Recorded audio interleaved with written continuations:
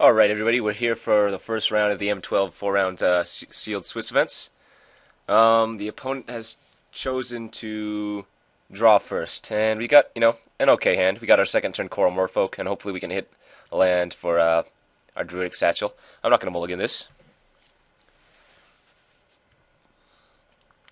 Lead off with the island and pass, obviously. Alright, our opponent's playing black. Interesting. We did not draw land, but we can still get our Coral Moorfolk down second turn. Hopefully he doesn't have the ring flesh. Doesn't look like it. He might have a... Oh, no 2-drop either, so that's pretty good for us. Unfortunately, we did not hit our third land. It's okay, we'll swing in.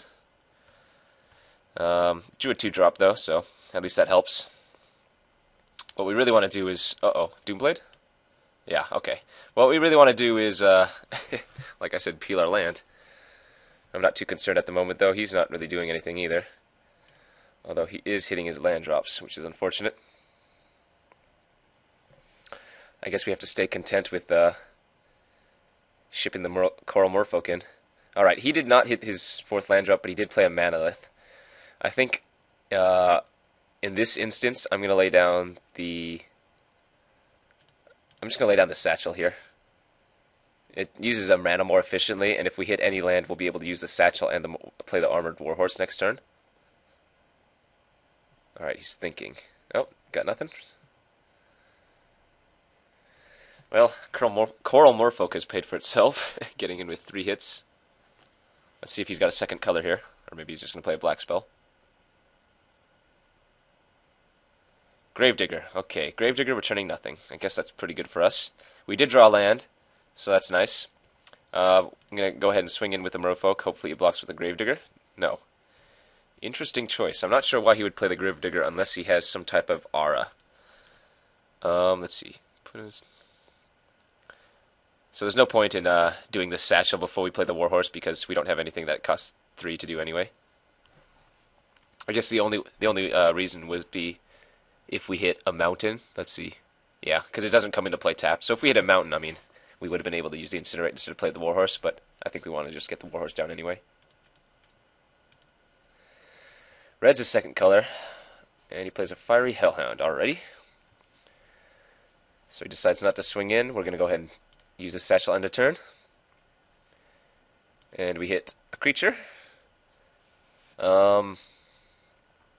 So our options here are to swing in with both.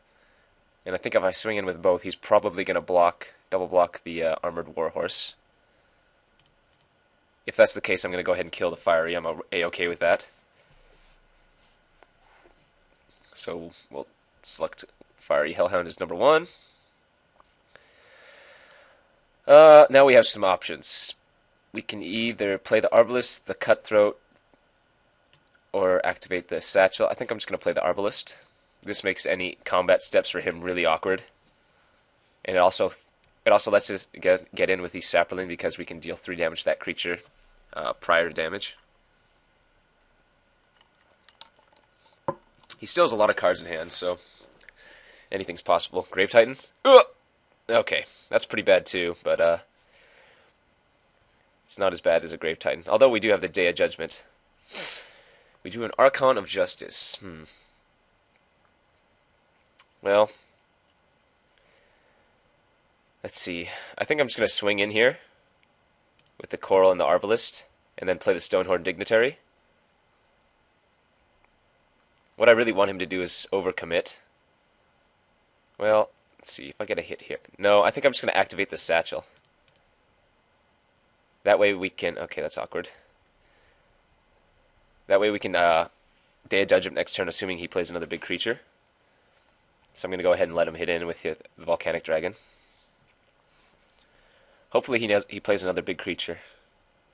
3, 4... Yes, alright, so we're definitely... Well, you know what?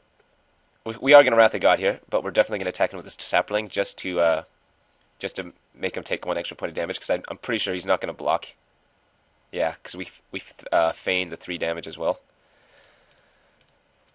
So I'll gladly take this trade here. And assuming we draw a land next turn, we'll be able to play down our Archon of Justice. which does a really good job of uh, stopping anything. Alright, so he's got another 4-4. That's a little bit awkward for us. Boy, we're just not drawing anything. I think the plan here is to divinate and hope to draw land. Oh, double mountain, interesting. Okay. In this way we can also satchel. If he gets a hit in with the Bone Breaker, that's okay. Because I think I might play this Stoneforge Dignitary next turn. So let's see what he plays. White. Gravedigger. Oh, that's awkward. Getting back his Volcanic Dragon. Yep. Alright. So he has double Gravedigger. Stave off.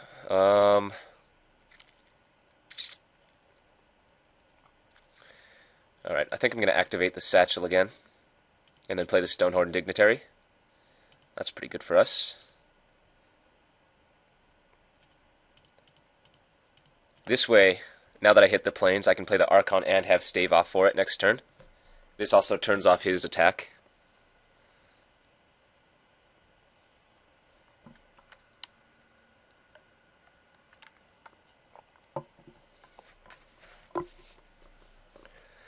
He still has 6 cards, though. That worries me quite a bit, especially in red-black. A lot of reach.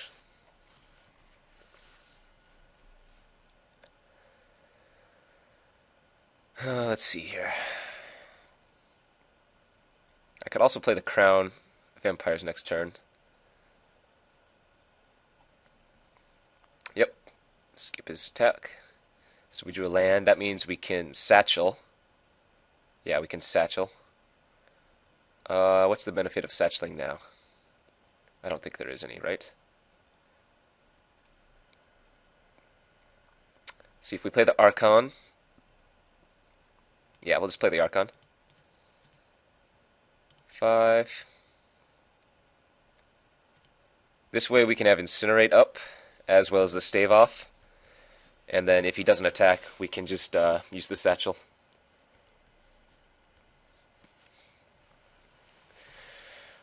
Alright, so I really don't want to take another hit from the Bonebreaker Giant. I think I am going to block it with my Stonehorn Dignitary. I'm going to give my Archon pro-red.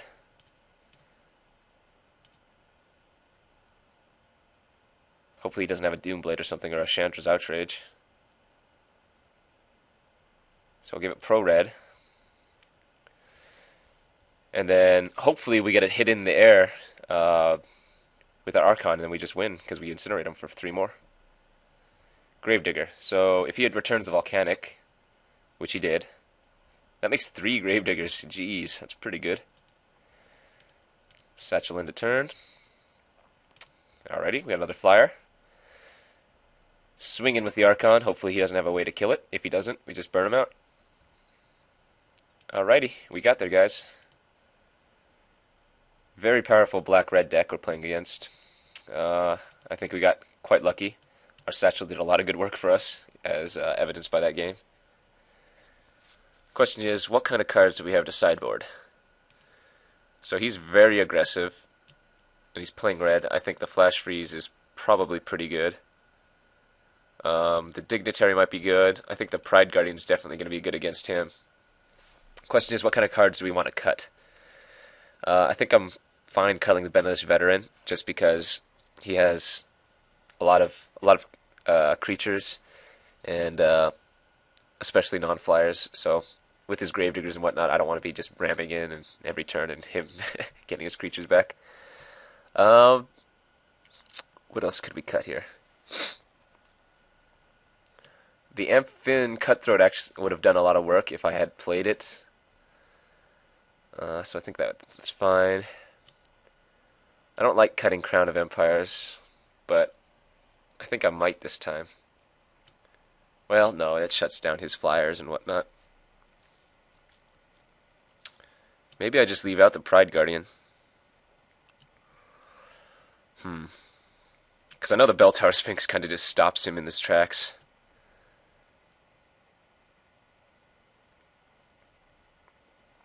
Well, shoot. I'm going to cut the crown. I think it's maybe a little bit too slow against him, having to save up 3 mana every turn, and I think we just want to keep curving out with our stuff. So I think I'll give that a shot. It might not be the best play, or the correct play, but we're going to do it. He chose to draw again, and we have an okay hand. I'm pretty sure the Skywinder Drake's gonna die quite promptly. And that was a misplay. I should have played my planes, because I'm gonna draw my Armored Warhorse next turn. He's got an Enabler. Oh, okay, well, we do a nice turn 2. Hopefully we just get him in the air this game.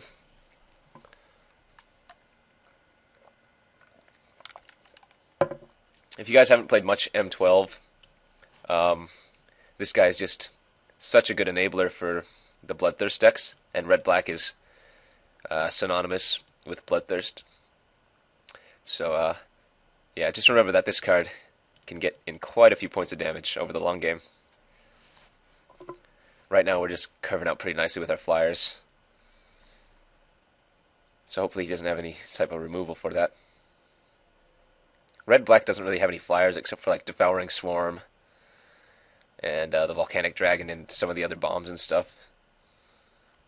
He Thorn Thirsted our Skywinder, which is a bit annoying, but nothing else. I think I'm just going to play the Cutthroat here. There's no reason to play the Rock Egg. He's not on the aggressive.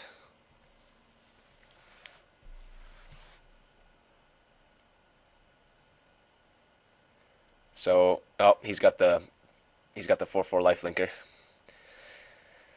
Yeah, that's a little bit bad, and we're not drawing too hot, but hey, what else can we do right now?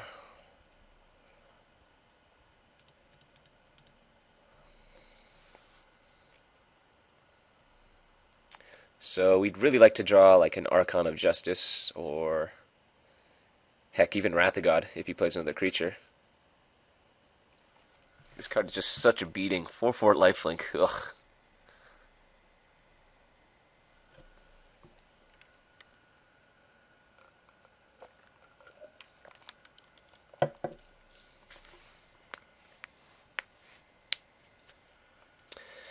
That's what I'm missing out of my deck. Pacifies. Oh well.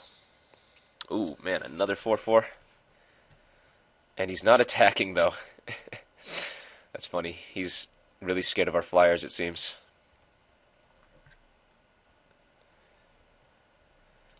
Alright, so I have 5 power worth of flyers on the ground now. Or, I mean, on the board now. And I threaten to attack for 7 each turn, because I can give this guy flying. And if he attacks, he kills this 3, 6, 7, 8, 9, 10. So I can technically, or at least in theory, kill him in 2 turns if he attacks. Alrighty. Question is, do I double block the vampire here with my Amphin and my Chasm Drake?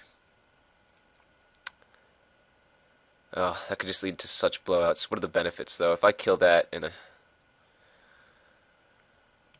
think I just have to block here.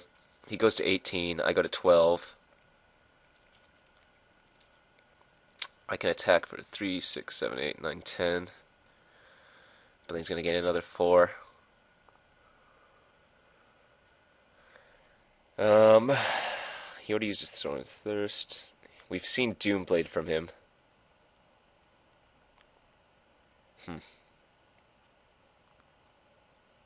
Yeah, I think I'll just go like this. It's the safer play for sure, but it's also the one that leads to us losing more likely.